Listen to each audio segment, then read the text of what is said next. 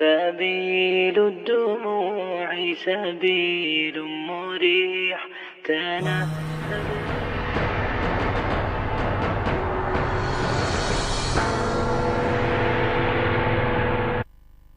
Dr. Zakir Naik has been in the eye of the storm ever since the Dhaka terror attacks, when one of the attackers cited him as the inspiration. To talk about all this and more, Dr. Naik himself, in his first interview to any Indian news channel.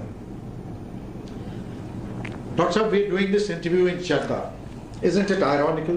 Why can't you come back to India and make your case? The point to be noted is that I am an NRI, a non-resident Indian, and most part of the year I live outside. So I have an Aqama of Saudi Arabia since many years, even of Dubai. So most of the time I stay outside. So that's the reason I wouldn't like to come all the way just to give an interview. No, it's not a question of interview. You know that, you know how the situation has developed in India. There's been a furor.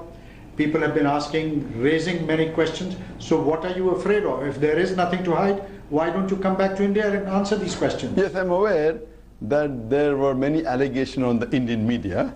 And I've heard the allegation that Zakir has inspired many terrorists, and many of the Indian channels labeled me as a terrorist. As far as being afraid, I'm not afraid at all. So far, there is not a single Indian government authority which has called me. So if they call me, not a single, yes. Because to call, they should find something substantial. Just because the Indian media, the television channels, all the newspapers, they want, I'm not going to come for a media trial there. Anyhow, in spite when all these things happen, I was supposed to take out a time for 1.5 days. And I'd called a press conference on the 12th. I was supposed to land on the 11th, have the press conference on the 12th and come back. I was supposed to be for 1.5 days from my busy schedule. I'd taken out time, but we had a great difficulty in finding venue. The venue was booked, it was cancelled. Then again, there were 4 5-star hotels. And 5-star, they agreed. They said fine, then again they cancelled last moment. We went to another one, they cancelled. I don't know who pressurized them. Then finally I had to cancel the trip. Then it took us 4 days. Then I told one of my friends who has a big hall. He said no problem. Even he was pressurized. Finally we had to do in a place which... So the long and short of it is that if needed, you are prepared to come back to India. If any government authority wants any inquiry, I'm most willing to cooperate. But you don't expect me to take out time 1.5 days, again cancel, again come, again cancel. And this is a media trial. If any government authority of India, investigation authority, wants any cooperation, not only Indian, any foreign authority, if they want any cooperation in which they can catch any terrorist of the world, I'm willing anytime. But sir, certainly it is not the media which has cooked all this up. After all, your name came up when one of the attackers in the dastardly terror attack at the Dhaka bakery took your name. And it's ironical that your television channel is called Peace TV and your name is being and terrorists are taking your name, citing you as an inspiration. If you know, the attack took place on 1st of July in this year. There was a newspaper by the name of Daily Star which said that one of the terrorists was inspired by Dr. Zakir Naik. And Dr. Zakir Naik is banned in UK, in Canada, in Malaysia. And later on, the Indian media picked it up and blew it out of proportion. A few days later, the same Daily Star on the 9th of July said, we never ever said that Dr. Zakir Naik inspired any terrorist to kill innocent human beings. What we said, that one of the terrorists was a fan, that's it. So when the Bangladeshi paper corrected, and they went on to said that we stand corrected, that Dr. Zakir Naik is not banned in Malaysia. So when the newspaper, the article from the newspaper with the Indian media picked up this news, why didn't they correct themselves? So this shows the double standards of the Indian media. No, the Indian media, How it started? It started from an article that came in Daily Star on the 3rd of July, right? But the Indian media, let's be fair, the Indian media is also focusing on some of your speeches. And let's talk of your speeches. Can you deny that words and language used by you in your speeches is liable to spread disaffection, in fact, hatred amongst communities? I have seen there is not a single lecture of mine, if not taken out of context, will ever spread hatred. All my speeches bring communal harmony. It brings communal harmony between the various sects of Muslims. It brings communal harmony between the various religions of humanity, Muslims, Hindus, Muslims, Christian. What the media has done, they have done a devilish thing. They have picked up my sentences out of context. They have quoted half my sentences. And some of the clips shown are doctored. Imagine if I have to take your interview and if I ask you that how is Hitler? And if Hitler is not good, I chop off your knot and say Hitler is good. It is doctored. That's what the Indian media has done. What they do, they take half my sentence.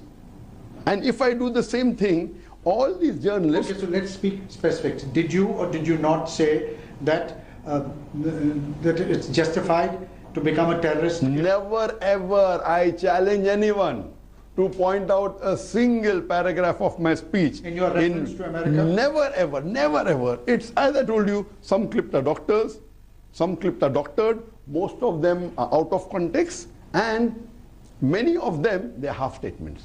I challenge. What I would say, that the Indian media, when they pick up any sentences, they should see the full lecture. You can't pick up out of context. And I challenge one journalist who has spoken against me. If he says and say, I've seen the full lecture. If they pick up 5 clips, have they seen the full 5 lectures? Anyone with an unbiased mind, and I challenge them to show the full lecture of mine. I challenge any media to show the full lecture of mine and then say, is it right or wrong? You say, you claim that you're a pacifist, you are working to bring about harmony. But when you run down other religions, when you say that eating prasad is un-Islamic, when you start, running down, picking holes in the theology of other religions, how is that promoting harmony? Regarding the allegation that I run down other religion, I challenge anyone to point out any statement in context of mine where I run down other religion. In fact, Quran is very clear. Quran says in Surah Anam chapter number 6 verse number 108 that revile not, abuse not those gods who they worship besides Almighty Allah, lest in the ignorance they will revile Allah subhanahu wa ta'ala. I have never run down any religion because that is against the Quran. Yes, if you ask me a question, can a Muslim eat prasad? I said, no, Muslim can't eat prasad. And I give the reference. Yes, I'll give the reason. And I give the reference. It's mentioned in the Quran in no less than 4 different places. In Surah Baqarah chapter 2 verse number 173. In Surah Ma'idah chapter number 5 verse number 3. In Surah Anam chapter 6 verse number 145. And in Surah Nahl chapter 16 verse number 115. It says, Hurrimat alaykumul maitutu waddamu walamul khinzir. Wama uhilla li ghayril bi. Forbidden for you for food are dead meat, blood, and flesh of swine, and any food on which any name besides the name of Almighty Allah is taken. So in Islam, a Muslim is not supposed to have food of anyone, any name. Even if the name of Prophet Muhammad, peace be upon him, is taken on the food, you can't have it. If any name besides Allah's name is taken, it's prohibited. No, this is my religion. And the Constitution of India... Do you realize that this is liable to be misunderstood? That leads to... But I cannot change my disaffection according to the Article 25 of India. I am following the Indian Constitution. Indian Constitution says in Article 25, every citizen of India has the right to follow, practice and preach his religion. I am following my religion. Same way if a Hindu thinks, I don't want to have beef, that's his belief. I as a doctor, I know eating beef is good. But if he says he doesn't want to have beef, that's his prerogative. I will not say running down Islam. Doctor, you've been away from India, but do you realize that people back home in India are likening you to Praveen Togadia and Sadhvi Prachi? They say that your speeches are provoking communities, creating discord. I challenge any channel to show the full speech of Praveen Togadia and full speech of mine and let the audience decide. What is happening in the news channel, the anchor person, he is the lawyer, he is the judge, and he is the jury. I challenge any of the top journalists who has a good rating. If they want to have a good rating, or not the small one, I don't waste my time. I challenge any journalist. And one of them, I don't want to name them, I don't want to make them famous. that let's have a debate that who is more beneficial for the society, Zakir Naik or the journalist. Let's have a debate. 1 hour he speaks, 1 hour I speak. A half an hour debate, and then half an hour rebuttal. He speaks, half an hour I speak. Let there be a question and answer session for 1.5 hours. Let there be a fair hearing. In the news channels of India, what they do, that the anchor person has already, anchor person is supposed to be neutral. There are very few journalists that I saw regarding myself. One was Karan Thappar. I found him that he was very neutral, though the information given to him was also wrong. Yet, when the judgment, when the argument was given by lawyers on the panelists, for example, Soli Saurabhji, and there were other people, he repeated the argument without thrusting his view. What happens on the Indian TV, they start and say, okay, now we are going to prove that Dr. Zakir Naik is a terrorist. And they get 3 people for 3 people again. Dr. Naik, it's very easy to blame the media. I mean, the messenger is always the one who gets blamed first. But in your speeches, I'm quoting from your speech, in one of your speeches you defended the concept of suicide bombers in certain situations. Now, is this not a support for ISIS? Never ever have I defended suicide bomber as a whole. I made it very categorically that any suicide bombing in which innocent people are killed, it is totally prohibited in Islam. And they are quoting out of context. Let them show the full lecture. Let them show the full question answer. A lot of people believe that your speeches actually inspire young men to take to terror. A lot of people, you may not be aware that Peace TV has 200 million viewers, the full Peace TV network. English has 100 million viewers, the Urdu has 80 million viewers, we are on 14 satellites, the Bangla is there, the Chinese is there, and there are 14 million fans of mine. If I was spreading terrorism, there should have been at least a million terrorists. In the full world, in the past 25 years, hardly you can name 10, 15, 20 people. So if I agree with you that you are right, there are more than 200 million fans of mine. And if 10 people misunderstand me, who's to blame? It's like giving an example. There is a doctor who has saved thousands of lives, but he could not save 5 patients. And you say, oh, you are a killer of patients. This is what the media is doing. And if this is the case, why have so many government give me award? Today, the most highest Islamic award in the world is the King Faisal Award, the service of Islam, the highest award, equal to the Nobel Prize of Peace. Equally, some governments have banned you from. Some no, one. Don't say some. UK and Canada? No, Canada hasn't banned me. Do you have any letter? These are the media, you show me. Only, and how many countries have given me award? Highest award. Malaysia, Indonesia. Who said that? Indonesia. I was there 2 months back. First we'll come to Saudi, we'll go in order. Saudi Arabia last year gave me the highest award in the Islamic world, King Faisal Award for Service of Islam. I also got the second highest award of the Islamic world from the Dubai government, the Dubai International Holy Quran Award 3 years back. I got from Malaysia 3 years back the Toko Mahanajiri Award, which is normally given to a local Malaysian. Once in a blue moon it's given to a foreigner. In the last 25-30 years, I'm the 4th foreigner who got it. So India should be proud that out of 4 international people, I am one of them who got that award.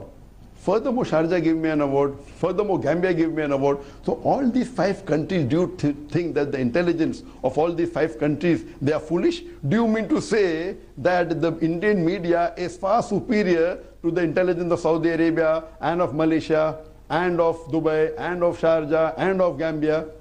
What you are asking me about ban. There is no country in the world except UK which did not ban me. The problem is the Indian media doesn't know English properly. What's the meaning of banned in UK? UK is a different country. It has a different terminology. Banned in UK means the person, his books cannot be sold. His speeches cannot be heard on television. The Peace TV is uploading from UK, from London. You travel to London. I am giving you the definition of banned. I am educating you. What's the meaning of banned in UK according to UK terminology? That my lectures cannot be telecast, it's being telecast in UK. My books cannot be sold, it's being sold. The right word for UK is excluded. If the journalists of India don't know proper English and they don't do their research, you go and see in the constitution of UK what is the meaning of banned. Banned means besides being not allowed to enter the country, your books cannot be sold and your lectures cannot come on any television channels. I am excluded. Excluded means they said that Zakir is detrimental for the society. And what is the context? I have the original letter. In the letter, Theresa May, if you know the background is in 2009, the head of the anti-terrorism department, his name is Charles Farr, he is an officer, and they approached me and they told me, Mr. Naik, you can reach those Muslims who we can't reach because they're popular. I said, yes. Can you help us? I said, I'm aware that there are certain Muslims who are youngsters, who are misguided. And I'm aware there are some misconceptions about Islam in the UK government.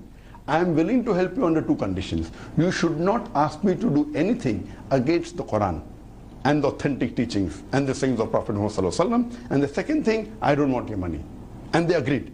But few months later, in 2010, when the election took place, Labour Party lost and the Conservative came. When Conservative came, 3 weeks coming to power, in less than a month, the Home Secretary who was there that time, Theresa May, who has become the Prime Minister now, the first Muslim that she excluded is Dr. Zakir Naik. I was going to give lecture in Wembley, in big auditoriums, in London, and I've been to UK several times. I had a 5 years valid visa, which was issued in 2009. It was a multiple entry visa. In 2010, they sent an official letter that you are excluded. And they gave me some clips of my speeches. I'll just mention to you one, for you to realize why has she excluded me. She said that you had given a speech in UK saying, and she quoted, that I condemn the attack of 9/11, where 3,000 Americans were killed. I also condemn where more than 50 people were killed in London tube bomb blast. I also condemn more than 180 people who were killed in the train serial bomb blast in Bombay, India. But I also condemn the thousands of innocent people killed in Afghanistan, Iraq and Palestine. So the Home Secretary feels by me adding, and I was careful. When I used the word thousands of people in Afghanistan, I prefixed the word innocent. When I said Americans, London, Bombayites, I didn't prefix the word innocent. I went out of the way so that no one lays an allegation that Zakir is supporting certain terrorists. When I put this clause, I am asking you a question. You reply to me. Is this statement right or wrong? I condemn the thousands of innocent people killed in Afghanistan, Iraq, as well as Palestine. I'm asking the question. What is wrong in that statement? Look, it's for authorities to decide. Forget authority. I'm asking you as an honest journalist. No, prima facie, there's nothing. Correct, nothing. So what authority to decide? There's nothing. She quotes inverted commas. Now, if they feel such speeches, that means killing Americans is a crime. Killing innocent Afghani is not a crime. Killing innocent Iraqi is not a crime. Killing innocent Palestinian is not a crime. So I'm asking you, because of this, I'm asking, when you said it is not a crime, why have they excluded me? In writing it is there. And anyway, this exclusion, when I asked my lawyers, they said for 3 years. Technically I can apply again. I won't apply. I don't want to. Why should I waste my time? On the question. So coming on any other country, there's no other country in the world which has banned me. You laid an allegation I'm banned in Indonesia, I'm banned in Malaysia. In Malaysia, yes, there were certain Hindu organizations who wanted me to be banned. The government gave me, after they protested that Zakir should be banned, they gave me an award, the highest award of the country. I've been called by the king. I was just there in April. I met the Prime Minister, I met the Deputy Prime Minister, I met the Home Minister, I met the Religious Minister. I met 14 cabinet ministers and chief ministers and the king in a span of 4 days. Dr. Naik, now that we're talking of terrorism, categorically state where do you stand on ISIS? What is your stand on Taliban? What is your stand on the dastardly terror attacks that have taken place in Baghdad, that have taken place in Dhaka, that are taking place across the world? I am very clear, and I've told this 1,000 times. If the media picks up some of my statements out of context, even if you count, I have given more than 2,000 lectures in the past about 20 years, there may be hardly 10 such statements they can pick up. There are more than 1,000 statements of mine which are unequivocal, unambiguous, and I've told that 1,000 times, and I'm repeating it. I condemn all terrorist acts, Because Quran clearly mentions in Surah Ma'idah, chapter number 5, verse number 32, that if anyone kills any other innocent human being, whether Muslim or non-Muslim, it is as though he has killed the whole of humanity. And if anyone saves any human being, it is as though he has saved the whole of humanity. I'm a student of comparative religion. No religion in the world asks people to kill innocent people. But Quran is the only religious book on the face of the earth which gives the statement that if you kill one innocent human being, you have killed the whole of humanity. I have read the Bhagavad Gita, I have read the Veda, I have read the Mahabharata, I have read the Bible. I challenge anyone to take out any such statement equal to the Quran, which says if you kill one innocent human being, you have killed the whole of humanity. So as far as I am concerned, all terrorist acts done by any human being in the world, it is prohibited. It is the second major sin in Islam. As far as ISIS is concerned, I always ask the question, suppose I tell that I am the President of America. Will you report on your channel that I interviewed the President of America in Jeddah? Will you say that? No. You will say the person is telling a lie or the person is a lunatic. Similarly, when an organization comes and says that we are an Islamic state and they're killing innocent people, when the Quran is clear that killing innocent human being is like killing the whole of humanity, how can you agree with the label they're giving themselves? So I tell the media, and specifically the Muslim media and the Muslims, that when you read in the newspaper, this name Islamic State is given by the enemies of Islam. Don't report on your media that Islamic State has done that, is totally wrong. I call them anti-Islamic State of Iraq and Syria. So I will tell the anti-Islamic State of Iraq and Syria has killed the innocent human beings. For me to say Islamic State, I am endorsing that they're Islamic. Will you ever say that I'm the President of America? No. So why are you using double standards? It is clearly mentioned in the Quran that killing innocent human being is like killing the whole of humanity. So I tell the Muslims that in their ignorance, what they're doing, they are endorsing these people. And it is the news media which are giving them more publicity. What? So I will tell them that they are anti-Islamic State. And anyone, leave aside anti-Islamic State does it, whether Muslim does it, whether non-Muslim does it, whether they're talking about Baghdad, whether they're talking about Medina, whether they're talking about Dhaka, whether they're talking about Bombay. When I've categorically told in so many lectures, no, do you want me to say that every act anyone does, I'll come and condemn? Generally, anywhere in the world, whether New York, whether London, whether Baghdad, whether Palestine, whether Afghanistan, whether Iraq, killing innocent human beings is condemned. Dr. Naik, you've spoken vehemently here. But do you realize that there is, across the world, increasingly Muslims are being viewed with suspicion? Islam, unfortunately, is not the most popular religion across the world. And would you agree that a part of this problem also responsibilities also devolves on Muslims, on the way some people in the name of Islam have acted? Regarding you saying that Islam is not popular, I would say no. Today it is the most popular. It is the maximum practiced religion in the world. In numbers, Christianity may take, but scholars agree that in practice, Islam is the largest followed religion in the world. I do agree with you that today the world looks at in a different angle. For this, I would blame the media, and I've given lectures. I'm a man of the media. I've given 7 lectures, and according to me, those who are indulging in such acts of terror in the name of Islam. I'm coming. So it's not the media which Of course. So number one, according to me, and you asked me the question, I have to give my view.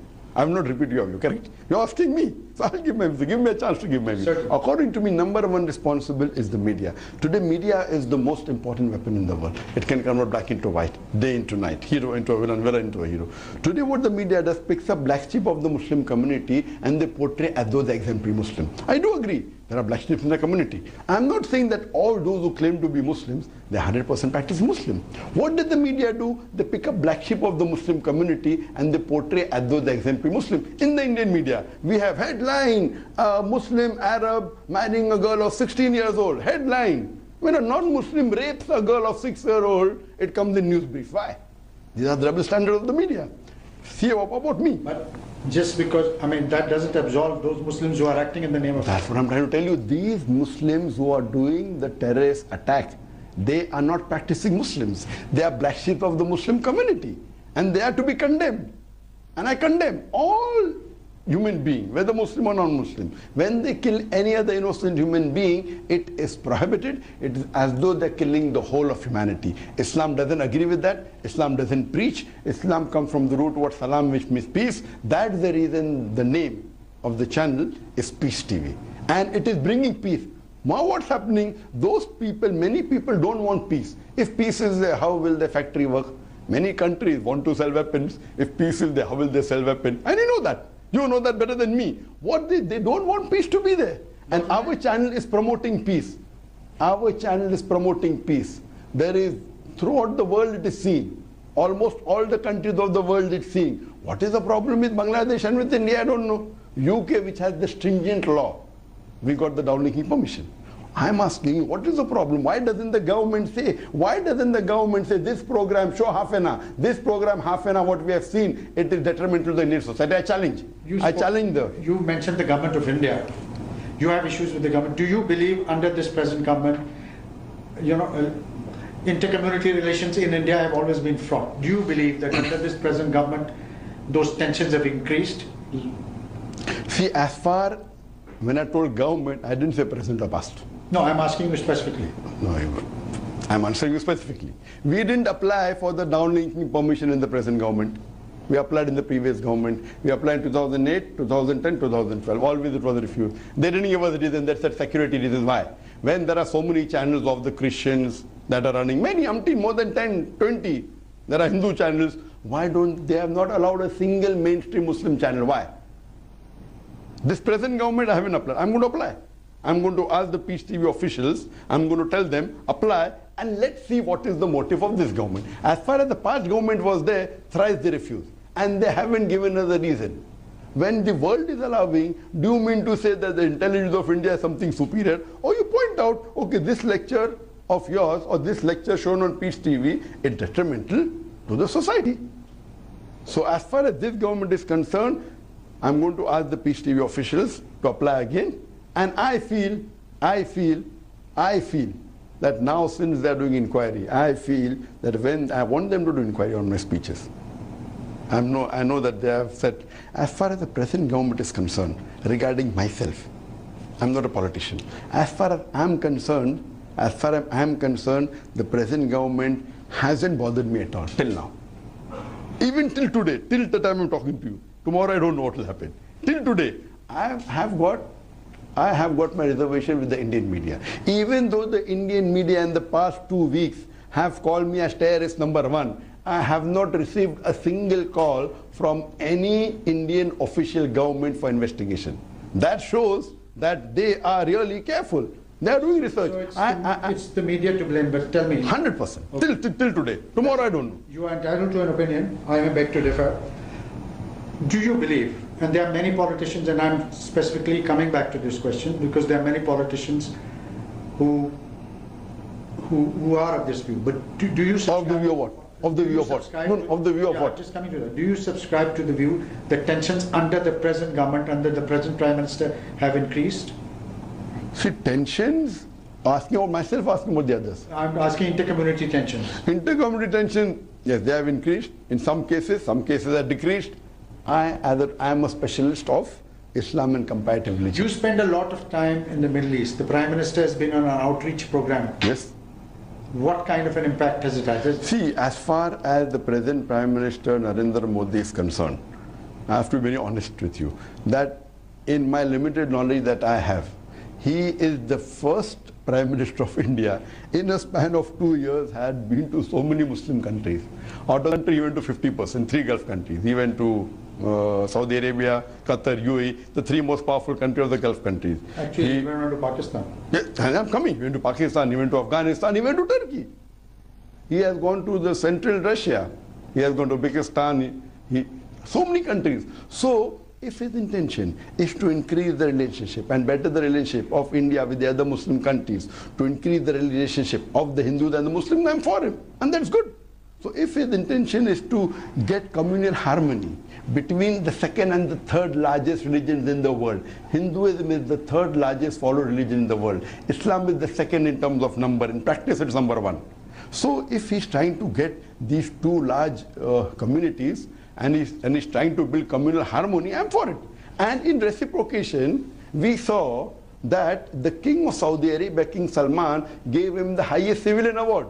So if the intention of King Salman is that by giving an award, India and Saudi Arabia come closer, that Muslims and Hindus come closer, I'm for King Salman.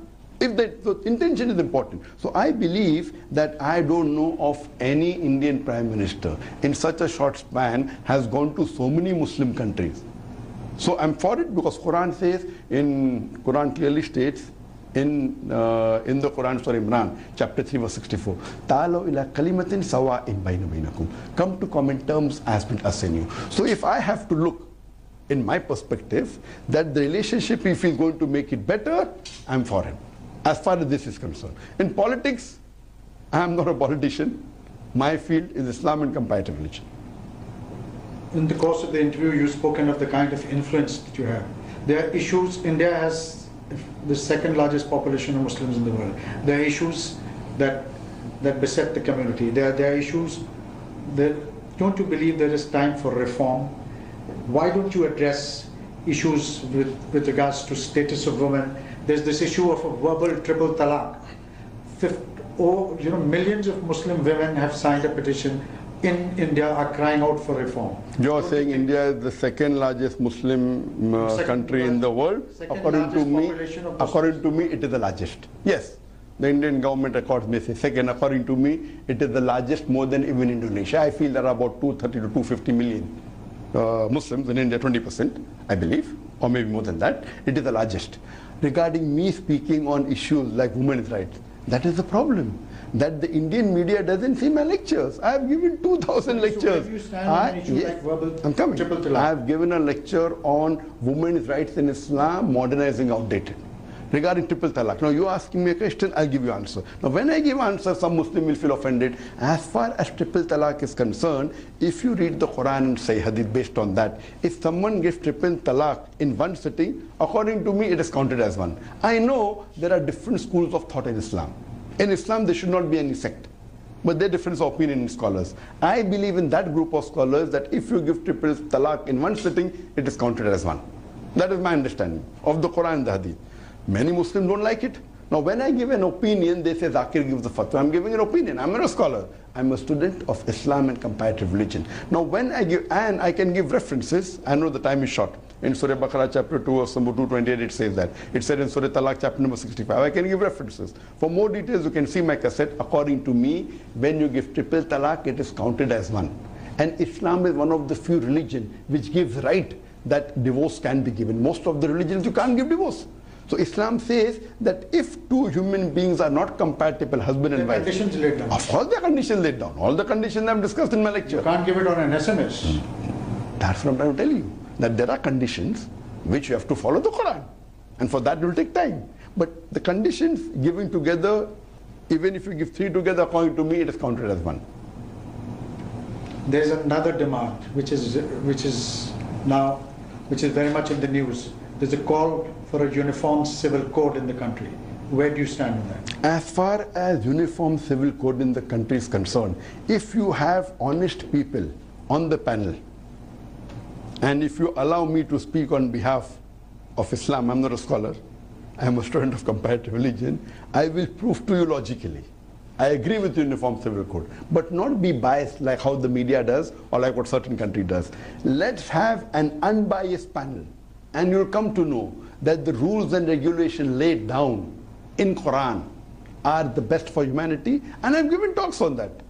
And I've proved it, that the rules and regulations laid down in the Quran are the best for humanity. I call Quran as the future world constitution. It is the most positive book in the world. It is a proclamation to humanity. It is a fountain of mercy and wisdom. It's a warning to the heedless. It's a guide to the erring. Are you not in favor of uniform civil code? If it's an unbiased panel, I'm for it. But if it's a biased panel, like how the Indian media is doing today, we should not have it. Because it's one-sided, taking out of context, not giving opportunity for clarification. If you have an unbiased panel, I, with my humble, limited knowledge of Islam, I will be on the board, one of the speakers for Islam, and I'll prove logically to the world that the teachings of Islam are the best for humanity. Therefore, I've given the talk. Islam the solution for humanity. If this is the case, I totally agree. There should be uniform civil code. All should believe in only one religion. All should believe in one way of life. All should have common laws. But that law should be seen to it, it is the best for humanity. Dr. Naik, for taking time out and speaking to us, thank you very much. It's my pleasure.